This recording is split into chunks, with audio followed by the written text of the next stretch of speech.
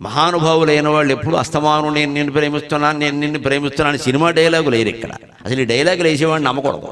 ప్రేమ అంటే అస్తమానం కలుసుకోవడం, చాటా చీపురు అంటూ చాటింగు చీపురింగు చేసుకోవడం, మాటిమాటికి ఇది కాదండి. ఇక్కడ జీవితం మొత్తానికి బాధ్యత వహించడం, ఆపద వచ్చినప్పుడల్లా నేను ఉన్నాను అని రావడం, అది ప్రేమ.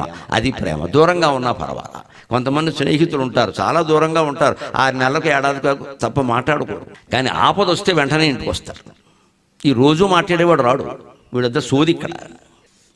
నాకు అలాగ మానవ సంబంధం ఇది కాదు, మానవ సంబంధాలు ఇక్కడ. ఆపదలో కాపాడినప్పుడు మానవ సంబంధం దేనికి పని లేక.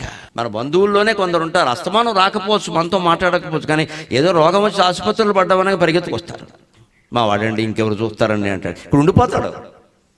మన ఇంట్లో ఉండ మనకి ఇబ్బంది అయితే రూమ్ తీసుకుని ఉంటాడు, మనకి సేవ చేస్తాడు. అంతకంటే బంధువు ఉంటారని ఆడైనా మగైనా మిత్రుల్లో కూడా ఉంటారు. ఆపద వచ్చినప్పుడు వస్తారు, వాళ్ళు అస్తమానం రారు. వాళ్ళే బాంధవులు.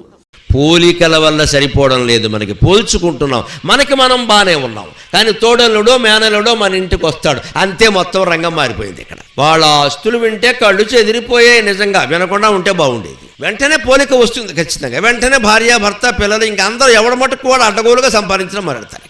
కానీ మరి ఆ వచ్చిన తోడులుడో మేనలుడో వాడుకుంటే రోగాలు, వాడుకుంటే గొడవలు అవన్నీ మనకు లేవు కదా. వాడు ఎన్ని అప్పుల్లో ఉన్నాడో, ఎన్ని కోర్టు గొడవల్లో ఉన్నాడో, మనకు అవన్నీ లేవు కదండి. ప్రశాంతంగా ఉన్నాం కదా.